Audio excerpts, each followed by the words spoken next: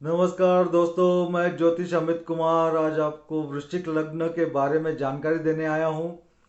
इसके पहले वाले एपिसोड्स में हमने जाना है कि लग्न राशि क्या होती है और उसका इम्पोर्टेंस कितना होता है हमारे शुभ और अशुभ ग्रह डिसाइड करने में।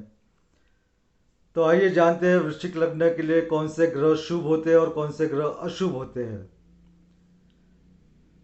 वृश्चिक लग्न के लिए गुरु, चंद्र, सूर्य ये शुभ होते हैं। बुध, शुक्र और मंगल ये अशुभ होते हैं। शनि जो होते हैं वो सम होते हैं। राहु केतु ये पाप ग्रह ग्रह होते हैं।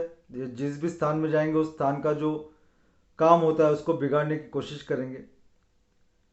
अच्छे ग्रहों की दृष्टि पड़े उन पे या अच्छे ग्रहों के साथ युति में हो तो फिर अच्छा काम कर सकते हैं। अब जानते हैं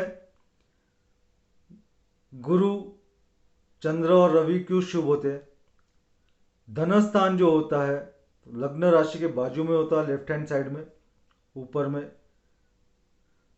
धन स्थान किसी भी इंसान के लिए बहुत इंपॉर्टेंट होता है। साथ ही साथ ये स्थान से परिवार के बारे में भी देख सकते हैं। परिवार में कैसा सुख शांति रहेगी, क्या रहेगा, ये भी जाना जा सकता है। और इंसान कितना धन अर्जित कर सकता है ये भी जाना जा सकता है। तो धन स्थान ये बहुत इंपॉर्टेंट बनता है। वहाँ पे आती है धनु राशि जिसके स्वामी गुरु है। साथ ही साथ गुरु पंचम भाव के भी स्वामी होते हैं। लग्न से जो पांचवा घर होता है, लेफ्ट हैंड साइड से आप गिनते जाओगे तो पांचवा घर जो होता है लग्न लग्न से, वहाँ पे 12 नंबर आएगा। 12 नंबर ये मीन राशि का होता है। मीन राशि के स्वामी गुरु होते हैं। गुरु जो होते हैं ये बच्चों का सुख कितना मिल सकता है किसी जातक को, ये गुरु ग्रह से जाना जा सकता है। साथ ही साथ कितना पढ़ा लिखा होगा कोई जातक, या कितनी विद्या अर्जित कर सकता है कोई जातक, ये पंचम भाव से जाना जाता है। और वहाँ के स्वामी हैं गुरु। वृश्चिक लग्न के लिए मीन राशि आती है वहाँ पे, इसलिए गुरु शुभ होते हैं। भाग्य स्थान लग्न से यदि आप लेफ्ट हैंड साइड से गिनते जाएंगे तो भाग्य स्थान में 4 नंबर लिखा रहा होता है। 4 नंबर यानी कर्क राशि, और कर्क राशि का स्वामी चंद्र। चंद्र भाग्य कारक बनता है वृश्चिक लग्न के लिए, तो इसलिए चंद्र को शुभ मानते हैं, भाग्य कारक भी मानते हैं। रवि जो होते हैं वो कर्म स्थान के स्वामी बनते हैं। भाग्य के ऊपर दशम दशम स्थान होता है, वहाँ पे 5 नंबर लिखा रहेगा जो कि सिंह राशि का है। और सूर्य जो है वो ग्रहों के राजा है। साथ ही साथ यदि देखा जाए तो सूर्य ये काम बांटते हैं लोगों को, क्योंकि जब सवेरा होता है तो नया दिन शुरू होता है और लोग अपने अपने काम पे जाने के इसमें रहते हैं। साथ ही साथ फलों को यदि मीठा बनना है, आम जैसे फल को मीठा बनना है, तो सूर्य की जब तक के उस आम पे रोशनी नहीं पड़ती आम मीठा नहीं हो सकता। तो इसलिए सूर्य जो है वो बहुत इम्पोर्टेंट ग्रह बन जाता है। बड़े सरकारी कामों के लिए इम्पोर्टेंट बन जाता है।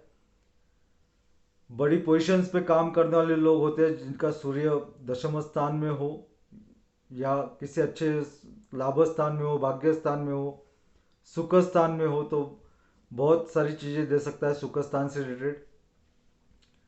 तो ये जो सूर्य है ये बहुत इंपॉर्टेंट बन जाता है वृश्चिक लग्न के लिए, और इसलिए सूर्य शुभ होता है।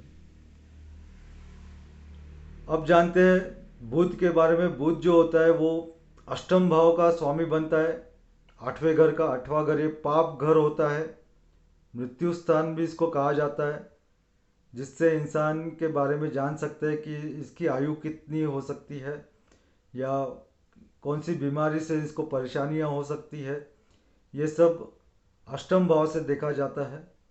और अष्टम भाव जो होता है वो लग्न राशि से, लग्न भाव से षडाष्टक योग करता है। इसलिए बुध जो है वो अशुभ माने जाते हैं, क्योंकि कभी कभी क्या होता है कि बुध किसी पाप ग्रह के साथ युति कर ले, जैसे मेलफिक कहते हैं या बेनिफिक रहे तो अच्छे ग्रह कहते हैं। मेलेफिक यानी निगेटिव ग्रह। तो ऐसे बुध बहुत प्रॉब्लम्स क्रिएट कर सकते हैं इंसान की लाइफ में। इसलिए बुध जो होते हैं वृश्चिक लग्न के लिए अशुभ होते हैं। शुक्र जो होते हैं वो सप्तम भाव के स्वामी बनते हैं, वहाँ पे वृषभ राशि आती है। वृषभ राशि जो होती है वो थोड़ी सी रजोगुनी होती है, यानी थोड़ी सी अटैकिंग राशि होती है। तो लेकिन शुक्र जो है वो प्रेम और प्रणय के देवता होते हैं, तो उनको प्रेम और प्रणय के देवता भी माने जाते हैं। तो पति पत्नी के संबंध के लिए सातवां घर देखा जाता है। तो ऐसे इसमें शुक्र जो होते हैं वो थोड़े ज़्यादा ही उतावले होते हैं प्रेम के मामले में। तो हो सकता है ऐसे लोग, शुक्र की यदि पोजीशन गलत हो जाए हॉरोस्कोप चार्ट में, तो ऐसे लोग पत्नी पति के अलावा या पत्नी के अलावा अफेयर्स में भी विश्वास रखते हो, तो ये शुक्र थोड़ा अशुभ हो जाता है, क्योंकि वहाँ पे वृषभ राशि आती है। तुला राशि जो है वो 12वें घर की स्वामी बनती है। 12वां घर ये फिर से पाप घर हो गया, व्यवस्थान हो गया। और तुला राशि जो है वो पत्नी स्थान से यानी सप्तम भाव से वृषभ राशि से षडाष्टक योग करती है। तो इसका मतलब शुक्र की दोनों राशियां आपस में षडाष्टक योग करती है। तो ऐसे इसमें कभी कभी क्या होता है कि शुक्र की पोजीशन गलत हो जाए तो बदनामी हो सकती है, एक्स्ट्रा मैरिटल अफेयर्स की वजह से भी बदनामी हो सकती है, या मैरिज के पहले ऐसे लोगों के अफेयर्स रह सकते हैं। तो इन सब चीज़ों को देखा जाए तो शुक्र अशुभ होता है। और वृश्चिक लग्न वालों ने डायमंड नहीं पहनना चाहिए जनरली, वरना शुक्र आपको अननेसेसरी प्रॉब्लम्स में डाल देगा। अब मंगल के बारे में जानते हैं। वृश्चिक लग्न है तो नेचुरली हम लोग कहेंगे, या बहुत सारे ज्योतिष लोग कहते हैं कि मंगल आपका मेन ग्रह है और शुभ ग्रह है, लेकिन ऐसा नहीं है दोस्तों। जहाँ तक मैंने स्टडी किया हूँ या जितनी भी हॉरोस्कोप मैंने देखी है, बहुत सारे लोगों का हॉरोस्कोप मैंने देखा है, मंगल जो है वो आपका हॉरोस्कोप का स्वामी तो है, पक्का पूरे चार्ट का स्वामी है, क्योंकि लग्न स्थान का स्वामी मंगल है। लेकिन साथ ही साथ वो रोग स्थान छठे घर में उसकी मेष राशि आती है, उसका भी वो स्वामी बनता है। खुद की दोनों राशियां मंगल की खुद के साथ ही षडाष्टक योग करती है। और यदि मंगल गलत पोजीशन में आ गया हॉरोस्कोप में तो ये मंगल बहुत घातक हो सकता है। इसलिए वृश्चिक लग्न के लिए मंगल अशुभ और मारक होता है। शनि जो होते हैं वो समो होते हैं, पराक्रम यानी थर्ड हाउस के स्वामी होते हैं, वहाँ पे मकर राशि आती है। सुख स्थान के स्वामी होते हैं, वहाँ पे कुंभ राशि आती है।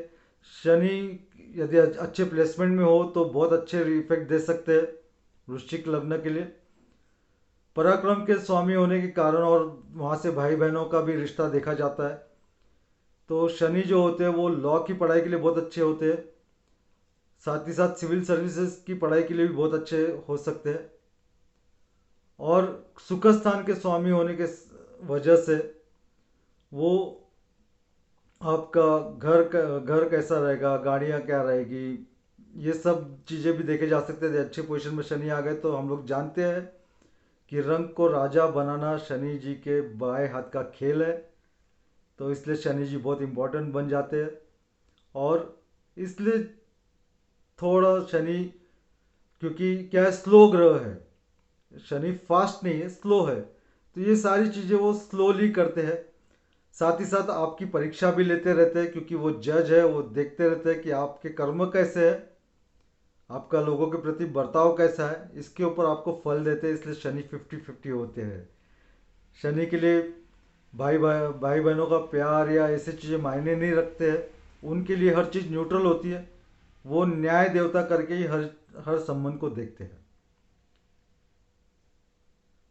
तो ये था आज का हमारा विवेचन वृश्चिक लग्न के बारे में। यदि आपको आज का एनालिसिस पसंद आया हो तो शेयर कीजिए, लाइक कीजिए, सब्सक्राइब कीजिए, ज़्यादा से ज़्यादा लोगों तक पहुंचाने की कोशिश कीजिए, ताकि लोगों को समझ में आए। उनका खुद का भी जब वो हॉरोस्कोप लेके बैठेंगे वृश्चिक लग्न वाले, या जो भी मैं बता रहा हूँ लग्न राशियों के बारे में, तो उनको समझ में आए कि उनके शुभ और अशुभ ग्रह कौन से होते हैं। इसी के साथ मैं आपकी आज्ञा चाहूँगा। आपके यहाँ पे सब कुशल मंगल रहे, आप लोग खुश रहे, यही मैं प्रार्थना करूँगा। नमस्कार।